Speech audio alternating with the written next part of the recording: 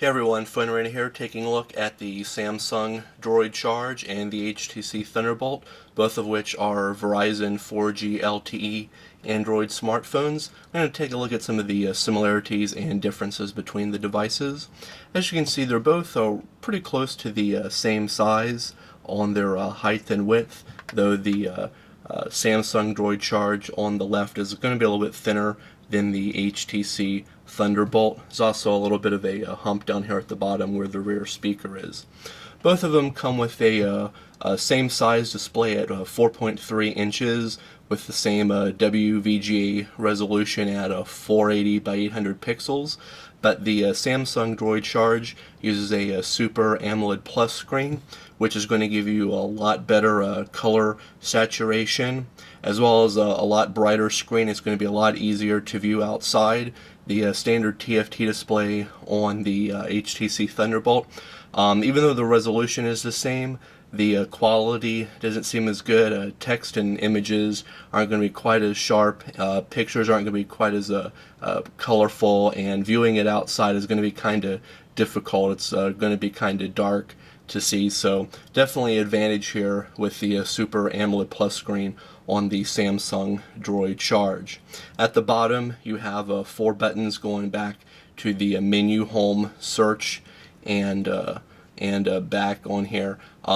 What's different here is on the Samsung Droid Charge, these are actual physical buttons that you're going to have to press on, where on the HTC ThunderBolt they're all touch-sensitive buttons. So it's a bit of a personal preference there if you want the touch buttons or the physical buttons. Also on the top of both there's a fixed focus 1.3 megapixel camera.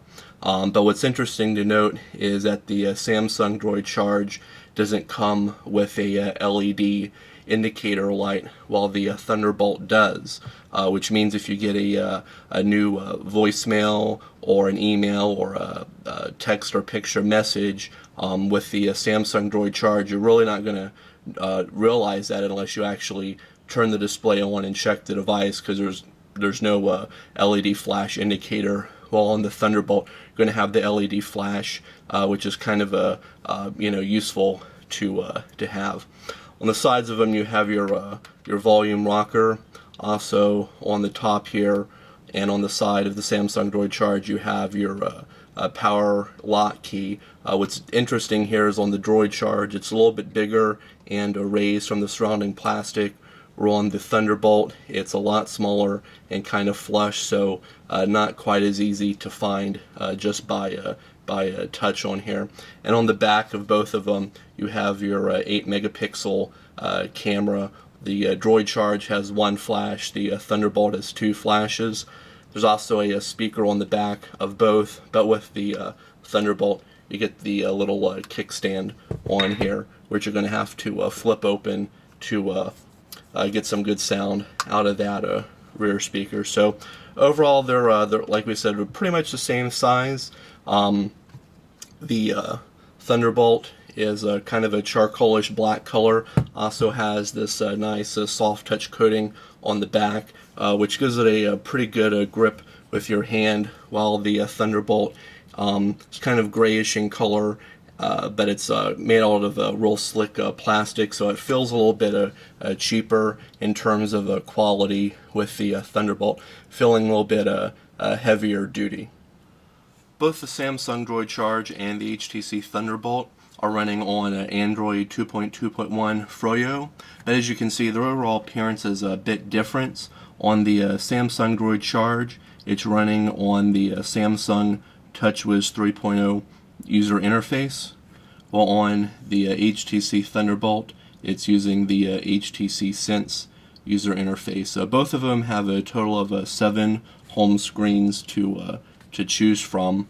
There's also a selection of desktop widgets for each device, though on the Thunderbolt there's going to be a larger selection of widgets. There's also different scenes that you can choose from, as well as different skins, which gives the device a little bit more personalization look to it. Also, as you can see on the HTC Samsung Droid Charge, there's icons on the bottom for the phone, contacts, messaging, and applications. On the HTC ThunderBolt, there's just one here for the phone, going into your personalizations and the app drawer. On the Droid Charge, you're going to have to move left to right to go through your apps. On the HTC ThunderBolt, it's just a standard alphabetical scrolling list, which we kind of like that a little bit better. Both the Samsung Droid Charge and HTC ThunderBolt also do pretty good with their 4G speed results. Both of them pretty average, around 8 to 10 megabits per second on the downloads, and uploads can go anywhere between 4 and 10 megabits per second. Though it's a little bit of difference between the two devices. They're both still pretty close as far as their overall 4G connection speeds. Of course, having the 4G connection really comes into play when using the web browser. We've loaded up the PhoneArena website here. It takes about 22 to 30 seconds to completely load. The Thunderbolt is up here on the top. As you can see, web pages move pretty smoothly. Shows all the flash content on here. Also have a pinch to zoom where it reformats the text on the screen. So web browsing is pretty good on the HTC Thunderbolt, even on a large flash sites. Fortunately, down here with the Samsung Droid Charge, flash sites are going to kind of lock up the web browser some. As you can see, it's now stopped scrolling for whatever reason. Flash sites seem to lock the web browser up. So the only workaround we've discovered is to go into the browser settings on here and have to disable the internet plugins on here to be able to use the web browser. So if we go down here to settings and then to enable plugins, if it's on demand, it's going to load up everything. So, or if it's always on, it's going to load up everything. You can either choose on demand or off. So we'll choose off, and then reload the website. So when we do that, it's going to reload it without the flash content. So it should be a little bit easier to move around and zoom in and out of. So that's one of the major disadvantages we found with the Samsung Droid Charge, is that the browser, for whatever reason, flash sites is going to lock it down. So you're basically going to have to disable the plugins, which is turning off flash more or less, so you can move around websites. So if you're on the go and use the web browser a lot and want to maintain all of the flash content, the HTC Thunderbolt is really the best choice here. Both devices come with a 8 megapixel autofocus camera. Overall, the image quality captured with both of them are alright, but neither one is going to win any photography awards. Colors are somewhat accurate. The HTC Thunderbolt is going to actually have a little bit more saturated color, but it's going to look different here, mainly because of the difference between the TFT and AMOLED display on the device. So don't let that difference here fool you. I'm going to actually have to look at the differences on the computer to really tell on here.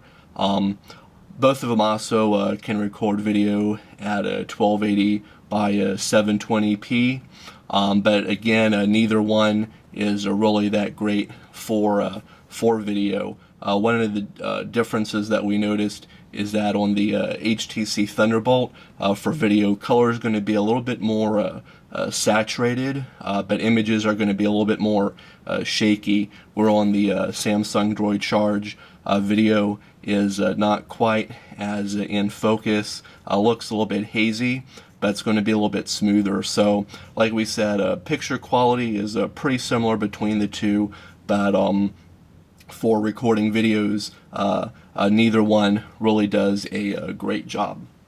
One issue that we've had with both phones is maintaining a solid 4G connection. As you can see, both of them right now are showing 4G, but it's kind of misleading because they both seem to drop it pretty frequently. On the HTC ThunderBolt, the phone will cycle through 4G, 3G, and 1X for pretty much no reason whatsoever, but there's actually a workaround. If you check the PhoneArena website and do a search for Thunderbolt connection issue, you'll find how to pretty much lock this onto 4G mode by going into the service menu here and selecting LTE mode down here at the bottom. Will keep it locked into 4G. But on the Samsung Droid Charge, there's really no way to force it into a 4G mode. What we end up having to do quite a lot is going into the airplane mode and toggling that on and off, which seems to help it pick back on the 4G signal, but only seems to hold for a couple minutes and will eventually end up dropping back down to 3G. So we're not sure if this is a problem with the phones themselves or with the Verizon network, but it's kind of disheartening to have 4G available, and it's pretty much everywhere in our area down here in Fort Lauderdale, Florida, but for whatever reason it likes to drop 4G pretty much whenever it can, and will default down to 3G. So hopefully these issues will either be resolved with either a software update or Verizon updating their network some. So at this point, it's a pretty tough call as to which device is better. The Samsung Droid Charge, the main feature on it is the Super AMOLED Plus screen, which really doesn't compare at all to the standard TFT on the Thunderbolt. So the Super AMOLED Plus is really its main attraction. Also, the call quality is going to be better on the Samsung Droid Charge than the HTC ThunderBolt, which has a little bit of distortion in the earpiece as well as some background hiss sound. Battery life is also going to be a lot better on the Samsung Droid Charge as well. But our issue with both devices is the 4G dropping pretty frequently on here, so got to kind of look at that. And also on the Samsung Droid Charge, the issue with the web browser locking up with the large flash sites, which you're basically going to have to disable flash on there. So at this point, it's kind of which device has the issues you can live with the most. Or you can take our advice and maybe just wait and see what else comes out. There's the LG Revolution and Motorola Droid Charge Targa that's going to be out later this summer. So if you can wait, maybe wait for those, see if those do any better. But right now, these are pretty much your only two choices for a 4G phone with Verizon Wireless. So be sure to check out our full comparative review between the two at PhoneArena.com.